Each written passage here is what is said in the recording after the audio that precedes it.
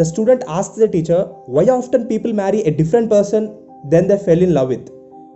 The teacher said, in order to answer your question, go to the wheat field and choose the best wheat and come back. But the rule is that you can go through them only once and cannot turn back to pick. The student went to the field, went through the first row. He saw one big wheat which he instantly liked, but he wonders that maybe there is a bigger one further. Then he saw another bigger one, but again he thought that maybe there is even bigger one waiting for him. Later, when he finished more than half of the wheat field, he started to realize that the wheat is not as big as the ones he let go of. He started to realize that he had missed the best one in the search of a bigger one. So he ended up going back to the teacher with an empty hand because he just wasn't able to forgive himself for letting go of the best wheat, and described what happened.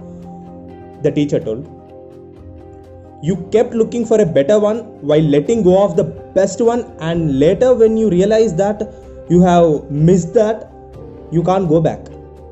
This is the mistake often made by people who fell in love and lost the best person they could have in their life. So the student said, does that mean one should never fall in love? The teacher replied, no dear. Anyone can fall in love if they find a suitable person. But once you truly fall in love, you must never let go of that person due to your anger, ego, or comparison with others. How do they end up marrying someone other than they loved? The student asked. The teacher said, in order to answer your question, go to the cornfield and choose the biggest corn and come back. But the rule is the same as before. You can go through them only once and cannot turn back to pick. The student went to the cornfield.